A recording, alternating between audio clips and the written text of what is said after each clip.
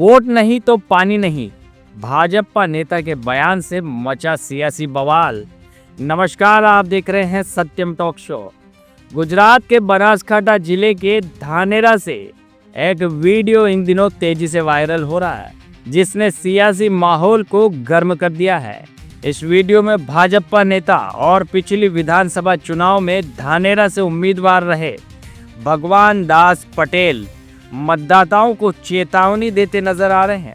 Video में भगवान दास पटेल यह कहते सुनाई दे रहे हैं कि धानेरा में 150 करोड़ रुपए की लागत से 87 तालाबों को भरने के लिए पाइपलाइन बिछाई गई है। साथ ही उन्होंने यह भी कहा कि अगर जनता गलती करेगी तो उनके काम के लिए गांधीनगर में कोई कदम नहीं उठाए जाएंगे। उन्होंने यह भी उल्लेख किया है कि पाइपलाइन तो बिछा दी गई है, लेकिन अभी पानी छोड़ा जाना बाकी है।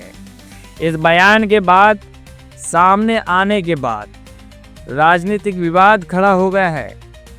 कांग्रेस के जिला प्रवक्ता डामराजी राजगोर ने इस बयान को गंभीर बताते हुए कहा कि यह जनता को सीधी धमकी देने जैसा है। उन्होंने स्पष्ट किया है कि यह पाइपलाइन जनता के टैक्स के पैसे से बनी है, न किसी व्यक्तिगत फंड से। इस पूरे मामले ने अब राजनीतिक रंग ले लिया है और दोनों दलों के बीच आरोप प्रत्यारोप का दौर शुरू हो गया है। फिलहाल यह वीडियो सोशल मीडिया पर तेजी से वायरल हो रहा है और लोग इस पर अपनी अपनी प्रतिक्रियाएं दे रहे हैं। अब देखना होगा कि इस विवाद पर आगे क्या राजनीतिक प्रतिक्रिया सामने आती है और प्रशासन इस पर क्या रुख अपनाता है। માલોત્રાના ખેતરો આવે છે, જાડી ન જાવે એવું નથી, એટલે એનાથી ફાયદો થાય છે। કહેવાનો મતલબ તમને કે આ તળાવ ભરાશે।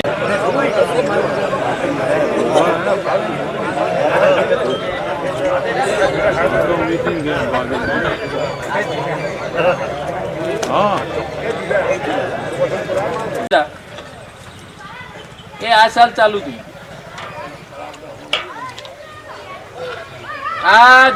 પાડી ગયો તો વોટ તો મૂતો કોક કરો। અલ્યા ભાઈ તમારા પાસે કોઈ સામાન રહ્યો નથી, કોમ લઈને જશો તો કેસે સરકાર મારી જતી, તો મત મહેરબાની કરીને ન બગાડતા, કોઈની વાતોમાં ના આવતા અને ભરમાવશે, આપણને ભમાવશે, જો સમગ્ર જાતિને ભરમાવશે। કોઈ પણ વાતમાં આવ્યા વગર મિત્રો પછતાવાનો વારો ન આવે અને વારે ઘડી ભૂલ કરીને તો તમારા કામ કરવા અમારા પગ ગાંધીનગર નહીં ઉપડે। આ તમે સ્પષ્ટ કહું, હજી ભોગળો પડ્યા પોણી માંથી નોખ્યા। વિચાર કરજો, જો તમારું ભવિષ્ય, તમારી આવનારી પેઢીનું ભવિષ્ય જોતા હો, સુખાકારી તાલુકામાં જોતા હો, તો ભારતીય જનતા પાર્ટી સિવાય કોઈનો વિચાર નહીં કરવાનો અને કમળને જીતાડીને મોકલીએ। એ જ વસ્તુ ભારત માતા કી જય। અત્યારે ધાનેરા તાલુકામાં જિલ્લા પંચાયતની ચૂંટણીની એક જાહેર સભામાં ગત વખતના વિધાનસભા લડેલા ભાજપના ઉમેદવાર, હારેલા ઉમેદવાર જાહેરમાં પ્રજાને કહે છે કે 87 તળાવો ભરવાના છે, 1500 કરોડ રૂપિયા મંજૂર થયા છે, પરંતુ યાદ રાખજો ભૂંગળા નંખાયા છે, હજી પાણી નાખ્યું નથી। પછી અમે સરકારને કહી શકશું જો અમને વોટ ના આપ્યા તો આ ભૂંગળામાં પાણી તમારે આવે કે ના પણ આવે। આવી ગર્ભિત ધમકી આપનારા લોકોને હવે ઓળખવાની જરૂર છે। આ કોઈ તમારી ભારતીય જનતા પાર્ટીના કમળની પાર્ટીના પૈસા નથી, આ તો પ્રજાના પરસેવાના ટેક્સના પૈસા અને પ્રજાની મુશ્કેલીઓની માગણીઓનું જે રીતે પ્રજાએ માગણી કરી છે, અમારા જેવા વિરોધ પક્ષના લોકોએ તળાવો ભરવા માટેની ધાનેરા તાલુકામાં માગણી કરી છે અને સતત લડત કરતા રહ્યા છીએ।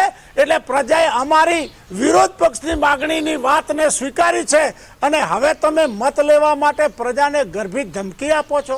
શરમ આવવી જોઈએ તમને। અરે તમે પાણી નહીં આપો તો આ પ્રજા તમને રોડ ઉપર ફરવા નહીં દે, આ પ્રજા તમને રોડ ઉપર નીકળવા નહીં દે, કારણ કે પ્રજા ધાનેરા તાલુકાની પાણી વગર વલખા મારે છે અને વિરોધ પક્ષ સતત પાણી માટેની લડાઈ એ સત્તાધીશો સામે લડતો આવ્યો છે।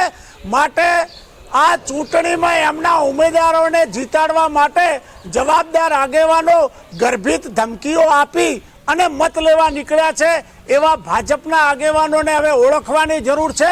જનતાએ જાગવાની જરૂર છે અને જનતાએ એમને જાકારો આપી અને પંચાયત રાજની ચૂંટણીમાં સંપૂર્ણપણે હરાવવાની જરૂર છે.